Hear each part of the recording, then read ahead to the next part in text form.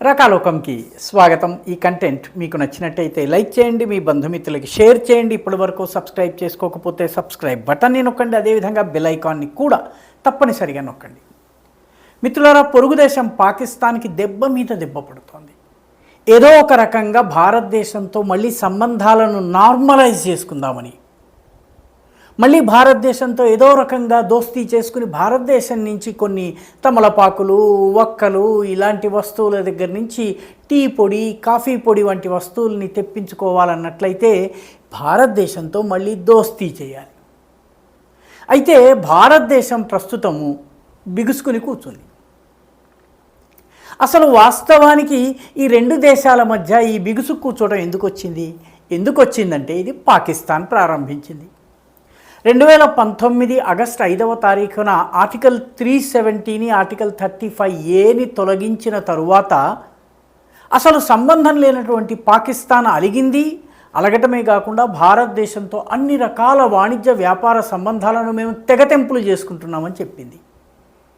భారతదేశం సరేనంది, ఎందుకంటే పాకిస్తాన్ నుంచి మనకి వచ్చేవి తక్కువ, మన దేశానికి చెందినటువంటి తమలపాకులు, మన దేశానికి చెందినటువంటి పచ్చి వక్కలు, మన దేశానికి చెందినటువంటి వస్తువులు వెళ్ళకపోతే వాళ్ళ లాహోర్ మార్కెట్లో ఉన్నటువంటి ఇండియా మార్కెట్ వెలవెలబోతుంది.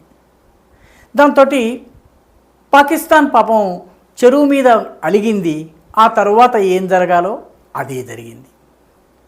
అయితే పాకిస్తాన్కు చాలా త్వరగానే అర్థమైంది ఏంటంటే మనం గనక ఇండియా మీద అలిగితే మనకే నష్టం.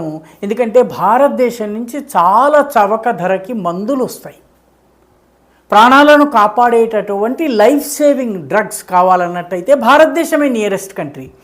దాంతో నెమ్మదిగా తెర వెనుక నుంచి అలా ఇలాగా మాట్లాడి మళ్ళీ ఈ మందులు, అత్యవసరమైనటువంటి వస్తువులు, మందులు ముఖ్యంగా మెడికల్ ఎక్విప్మెంట్ కావచ్చును, ఇటువంటి వస్తువుల కోసం మాత్రం ఈ ఆంక్షలు వర్తించవని చెప్పి పాకిస్తానే ఆంక్షలు విధించి పాకిస్తానే ఆంక్షలు సడలించింది. అప్పటి నుంచి మన మందులు వెళ్తున్నాయి.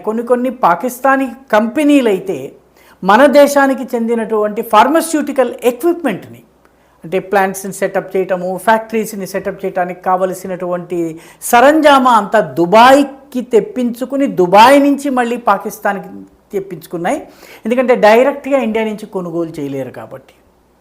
అలా చేసిన కూడాను భారతదేశం నుంచి వచ్చేటటువంటి మెడికల్ ఎక్విప్మెంట్ కానీ, ఫ్యాక్టరీ ఎక్విప్మెంట్ కానీ చాలా చవక. కాబట్టి ఈరోజు పాకిస్తాన్కి ఏదో ఒక రూపంలో మళ్ళీ వాణిజ్యాన్ని ప్రారంభించాలి. ఈ వాణిజ్యాన్ని ప్రారంభించాలన్నట్లయితే ఇప్పుడు జరుగుతున్నటువంటి షాంఘాయ్ కోఆపరేషన్ ఆర్గనైజేషన్కి సంబంధించినటువంటి సమావేశాల్లో ఏదో ఒక రకంగా భారతదేశం పాల్గొనేలా చేయాలి. ఈ షాంఘాయ్ కోఆపరేషన్ ఆర్గనైజేషన్కి సంబంధించినటువంటి వాణిజ్య మంత్రుల సమావేశం సెప్టెంబర్ 12న ఇస్లామాబాద్లో జరగాలి. అయితే దీనికి మన వాణిజ్య మంత్రి అయినటువంటి పీయూష్ గోయల్ వెళ్ళటం లేదు. ఆయన అన్నారు, మనకి వెబెక్స్ ఉంది, జూమ్ ఉంది, స్కైప్ ఉంది, లేకపోతే ఇంకొకటి ఉన్నాయి, వీటి ద్వారా నేను సంబోధిస్తాను కానీ నేను పాకిస్తాన్కి రాను అని. దీంతో ఆయన రిమోట్ ద్వారా భారతదేశంలోనే ఉంటూ ఢిల్లీలోనే తన కార్యాలయం నుంచే మాట్లాడి పని కానిచ్చేస్తున్నారు. పాపం పాకిస్తాన్కి ఇది చాలా పెద్ద డిసప్పాయింట్మెంట్. ఎందుకంటే భారతదేశపు మంత్రి కనుక వస్తే ఏదో రకంగా మాట్లాడుకుని కొన్ని రకాల ఆంక్షల్ని తగ్గించుకుందామన్నటువంటి ఆలోచన. నిజానికి ఆంక్షల్ని పెట్టిందే పాకిస్తాన్. అయినప్పటికీ ఈరోజు అవి గుదిబండలుగా మారినాయి. ఇప్పుడు పాకిస్తాన్ ఆశలన్నీ కూడాను వచ్చే నెల, అంటే అక్టోబర్ నెల 2వ వారపు చివరి భాగంలో పాకిస్తాన్లో జరిగేటటువంటి షాంఘాయ్ కోఆపరేషన్ ఆర్గనైజేషన్ యొక్క అగ్రస్థాయి సమావేశాల మీద ఉంది.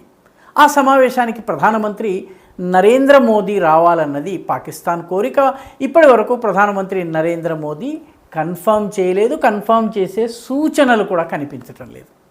తమాషా ఏంటంటే దానికి చైనా కూడా పెద్ద విలువ ఇవ్వటం లేదు. అందుకే షీ జిన్పింగ్ రావటం లేదు.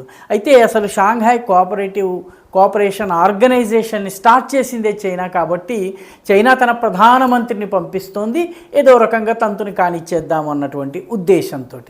భారతదేశం గనక రాకపోయినట్టయితే ఈ సదస్సు పూర్తిగా విఫలమవుతుంది. సో మోదీ వచ్చే ఆశలు లేవు, ఆఖరికి పీయూష్ గోయల్ వస్తారన్నటువంటి ఆశ కూడా పాకిస్తాన్కి నెరవేరుతున్నట్టుగా కనపడటం లేదు. ఇప్పుడు పాకిస్తాన్ మీడియాలో పెద్ద చర్చా విషయం ఏంటంటే భారతదేశం మొండి వైఖరి అవలంబిస్తోంది, భారతదేశం పాకిస్తాన్తో దోస్తీకి స్నేహహస్తం చాచడానికి ఇష్టపడటం లేదు, భారతదేశం మొండి వైఖరిని అవలంబిస్తోందని చెప్పి టీవీ ఛానల్స్ అన్నిటా భారతదేశాన్ని విమర్శించడం జరుగుతోంది. వాస్తవానికి వాణిజ్య సంబంధాలని తెగతెంపులు చేసుకున్న దేశం పాకిస్తాన్. మేము ప్రారంభించుకుంటాం మొర్రో అని చెప్పి వాళ్ళు గనక అన్నట్లయితే భారతదేశం ప్రారంభించడానికి ఎలాంటి నష్టము లేదు, ఇబ్బంది లేదు. కానీ పాకిస్తాన్ ఈ బెట్టు చేస్తోంది, ఒక రకంగా తన పరువును దక్కించుకునే ప్రయత్నం చేస్తోంది. పీయూష్ గోయల్ మేము రాము అని స్పష్టంగా చెప్పేయడంతో ఇప్పుడు పాకిస్తాన్ గొంతులో పచ్చి వెలక్కాయ పడ్డట్టుగా ఉంది. ఈ మొత్తం సదస్సు యొక్క లక్ష్యమే విఫలమయ్యేటట్టుగా కనిపిస్తోంది. ఇండియాతోటి వాణిజ్య లావాదేవీలు కనుక జరగకపోతే పాకిస్తాన్ ఆర్థిక వ్యవస్థకు చాలా తీవ్రమైనటువంటి ఇబ్బంది కలుగుతుంది. తమాషా ఏంటంటే పాకిస్తాన్ దేశంలోని 75% జనాభా వ్యవసాయం మీద ఆధారపడి ఉన్నప్పటికీ కూడాను పాకిస్తాన్కి ఈనాడు కావలసిన తిండి గింజల్ని ప్రొడ్యూస్ చేసేటటువంటి పరిస్థితి లేదు. ఆహార దినుసులు దిగుమతి చేసుకోవాలి పాకిస్తాన్. ఈ పరిస్థితిలో ఉన్నటువంటి పాకిస్తాన్ ఏదో ఒక రకంగా తన పరువును కాపాడుకునేందుకు ఈ SCO సదస్సులో భారతదేశం పాల్గొనేలా చేయాలని చెప్పి రకరకాలుగా ప్రయత్నిస్తోంది. ఇండియా, భారతదేశము దీనికి పడి రానివ్వడం లేదు. పాపం పాకిస్తాన్కు ఎక్కడ లేని సమస్య వచ్చింది, ఏదో రకంగా భారత్ని దారికి తెచ్చుకోవాలి. అయితే బహిరంగంగా పాదాల మీద పట్టడం కష్టంగా ఉంది, పరువు పోతుంది. ఎందుకంటే తానే సృష్టించుకున్నటువంటి చిక్కుముడి ఇది, తనకి ఎలా విప్పాలో తెలియడం రాలేదు. వేరే వాళ్ళు విప్పితే కానీ లాభం లేదు, అది ఇండియా విప్పాలని కోరుకుంటోంది. మొత్తం మీద పాకిస్తాన్ పరిస్థితి ముందు నుయ్యి వెనక గొయ్యిలా తయారైంది. ఈ వీడియో మీకు నచ్చినట్టయితే లైక్ చేయండి, షేర్ చేయండి, ఈ ఛానల్కు సబ్స్క్రైబ్ చేయండి. మీ అభిప్రాయాన్ని కమెంట్ల రూపంలో తప్పనిసరిగా పంపించండి.